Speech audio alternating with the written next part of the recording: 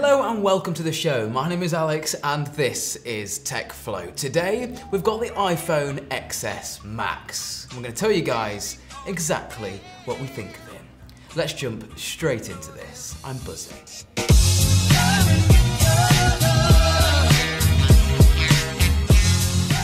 So guys, as you are probably all aware, in the tech space, and more specifically when it comes to Apple, people in the tech community are rather toxic about what's said and not said. So what I'm going to try and do here is my best to bring you a balanced review of the device I have in my hand now, the iPhone XS Max. And I've been using this device now in the real world for just about a week or so, and I've got a few things that I like, few things that I don't like, so let's jump straight into it. And number one, the first thing that I want to talk about is Apple's stinginess. We all know it's there. Okay, so I've heard a lot of other people talk about this before, and no, it's not the fact that we are still on the lightning port on this phone and we haven't quite moved over to USB-C yet. It's the fact that this lightning port, yes, it is lightning and it is capable of fast charging, and I fast charge my phone all the time. I buy fast chargers and I just use them everywhere I go. But in the box, Apple doesn't include a fast charger, which is super annoying, seeing as the only reason I actually moved up to this phone from the iPhone X to the XS Max was to take use of that bigger battery. But with a bigger battery, it takes longer to charge. So Apple, where's the fast charging? It's actually ridiculous. Include it in the box. This is a £1,250 phone. That is absolutely mental. So with that out the way, let's get on with the rest of the video. So if you are an original iPhone X or 10, whatever you want to call it, user, this phone I don't think warrants the upgrade for you. So turn off the video if you are and you're thinking of upgrading, because just know there is not enough features or performance increase to warrant an upgrade. But let's talk about the good and the bad of the iPhone XS Max. So first off, I want to put the phrase out there. This is an S upgrade, and like usual Apple style, the S upgrades essentially mean that not much has changed. We've got a bit of a spec bump, probably a little bit of a better camera, and it's sort of fixed what was broken essentially with the previous model. But in fact, with the iPhone X, nothing really was broken. So I'm happy Apple's sticking with their roots to the fact that why change what's not broken? The phone looks pretty much identical to the iPhone X or the previous iPhone X, except this lovely new gold color. Now the phone comes in three colors, black, white, and gold, and I have to say, this gold color, I absolutely love it. Now, I've heard online it's a bit of a love-hate thing, so I'm not going to talk too much about that, but my personal opinion, love the colour. So a lot of my gripes actually with this device, and yes there is quite a few, they can be really fixed with software. It's not about the hardware, and the first one is the fact that yes, I've moved now from the smaller to the bigger iPhone X, and there's apparently still not enough room up the top here to fit the battery percentage. You've still got to go into Control Center to view that, and also still Apple, no manual camera controls. Now we'll get onto the camera a little bit more later on, but this is really annoying. Why don't you let me change the f-stop, or just even let me have a manual mode? And then also the personal hotspot on this phone is absolutely dog. Like, it's rubbish. Android have nailed the personal hotspot, and on this phone and all other iPhones, it is absolutely awful. But yet again, these are things that could be changed with a software update.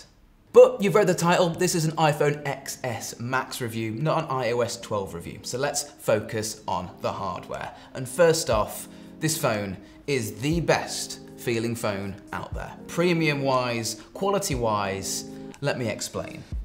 On a side note guys, if you would like us to do an overview of iOS 12, possibly my favourite and worst features of the OS, let us know. But let's start out with the hardware. So, lovely glass on the back of this phone. Feels much thicker than the previous phones, and it feels like it's also needed. It doesn't feel cheap whatsoever. It feels very premium, and that is because of the thick glass on the back of this phone. Yes, it feels very thick, but a good thick, not a bad thick. Stainless steel band around the edges, not much much has changed really here, except we've got a new antenna band on the top there. People aren't really going to be too bothered about that. And then if you flip the device round on this side, you've got, well, an unsymmetrical design now on the bottom with another antenna band. Personally, I kind of dig how this looks. Talking about the speakers and microphone on the bottom of this new iPhone XS Max and the XS actually, the speakers are much improved. Now, I didn't think the speakers could get much better than those ones on the X. You've got stereo using the earpiece speaker up here and the speakers down the bottom, but the dynamic range on the sound of this phone is genuinely mad. Like, the phone vibrates with bass when you're playing music, and I've actually had somebody complain that it's too loud in my office when I got a text message using the ding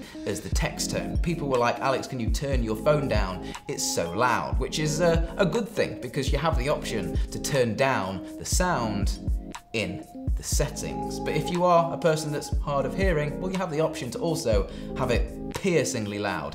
I'd go as far to say these are the best phone speakers on the market. I have tested this against a lot of other phone speakers and nothing tops this, so I'd love to hear from you guys if you think there's a phone out there that has a good set of stereo speakers and we could possibly put it head to head. As we've mentioned and as everybody's aware, this is an S upgrade, so as well as the little niggly things like the speakers being upgraded, we've also got faster wireless charging through this glass back than the previous generation. We also have a much better and improved camera both in the hardware and the software, more on that a little bit later. And then, oh, the screen.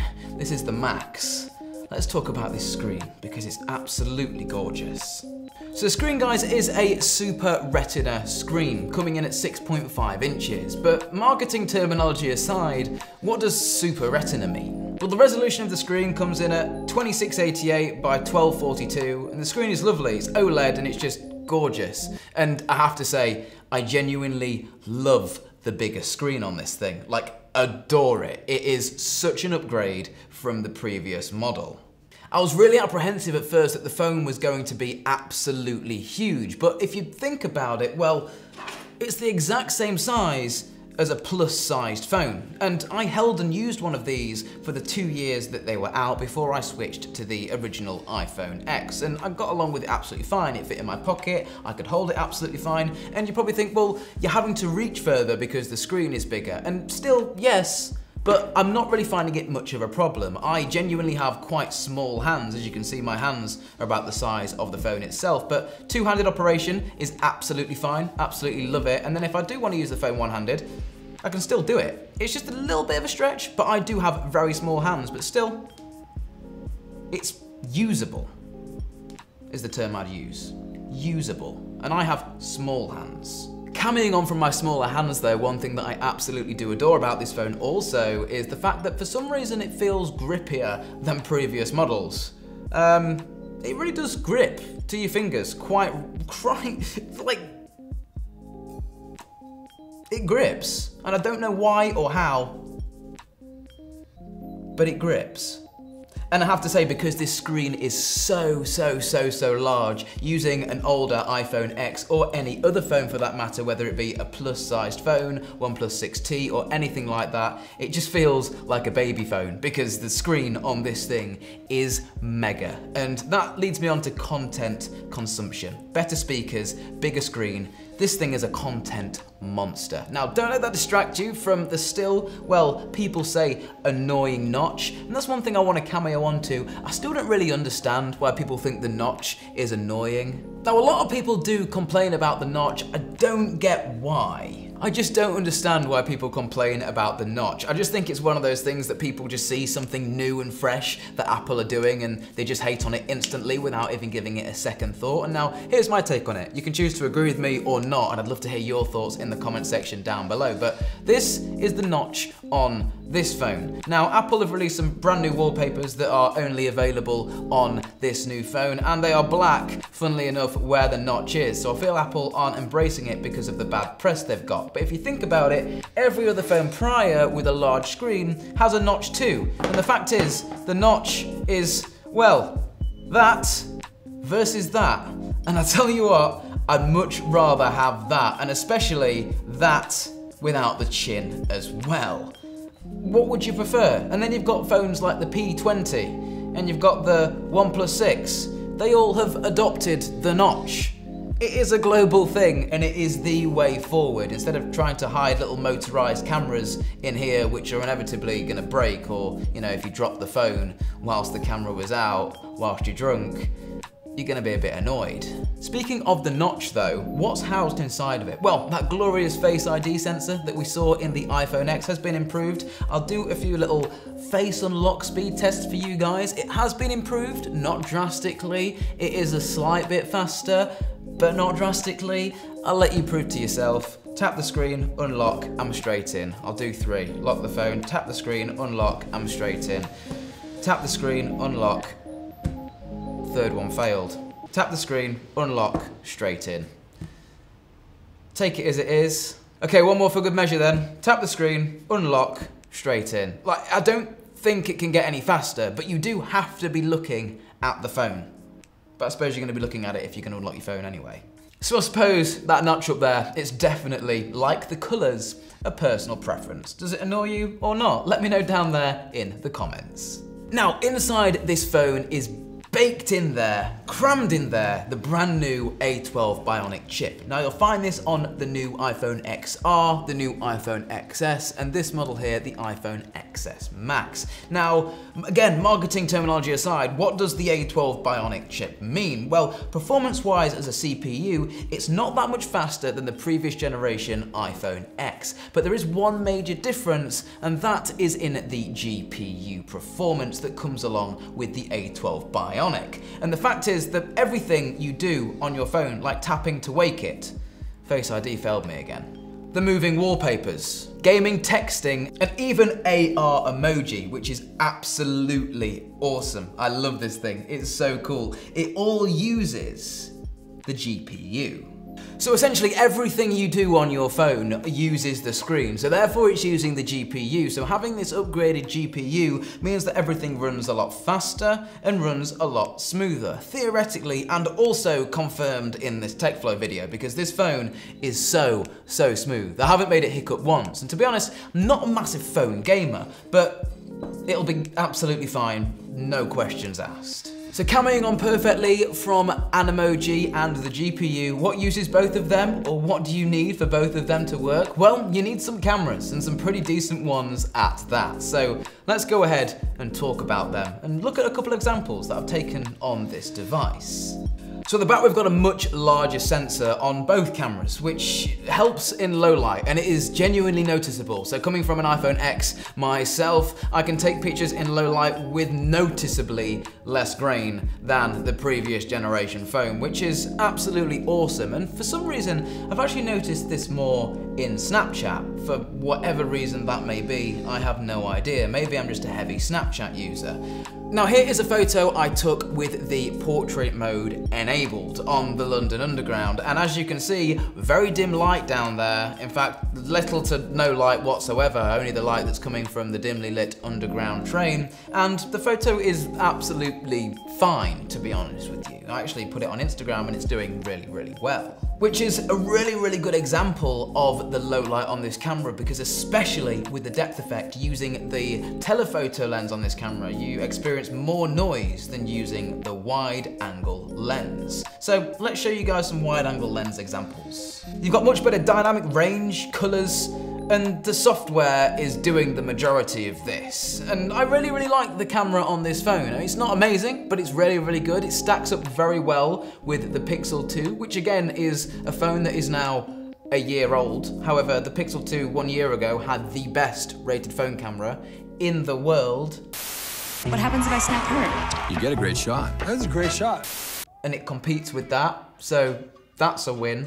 And like I've said, here is a Costa coffee cup. If we click the edit button up here, then we can literally go ahead and change the f-stop after the fact. Now granted, when you turn it all the way down to f1.4, things start to get a little bit... But you know what? If you do it sort of respectably, 4.5 to maybe 8, you know, that's a pretty nice photo. And obviously you can take it all the way back to how the camera saw it in the first place, but just adding that little bit more depth makes it absolutely lovely. On the video side, you've got all the way up to 4K 60 and 1080p 240 FPS, with the only really difference being here the 1080 60. Well, you're looking at the 4K 30 FPS mode right now, so we'll flick between the iPhone XS Max and now our studio camera, and now back to the XS Max. Let us know what you guys think down there in the comments. So guys, that is my review of the iPhone XS Max. Not really a review, just more of my thoughts to help shape your guys' buying decisions. Do I think you should upgrade? Well, I think it's an absolutely excellent phone. But if you've got an iPhone X already, or even an iPhone 8 for that matter, I'd skip this one. But if you're wanting that iPhone X experience, this is definitely the one to get. It's a premium phone, it's lovely, it works very, very well, it has a solid battery life, and I can't fault it at all. So guys, mine has been Alex, this has been TechFlow. We'll see you in the next one.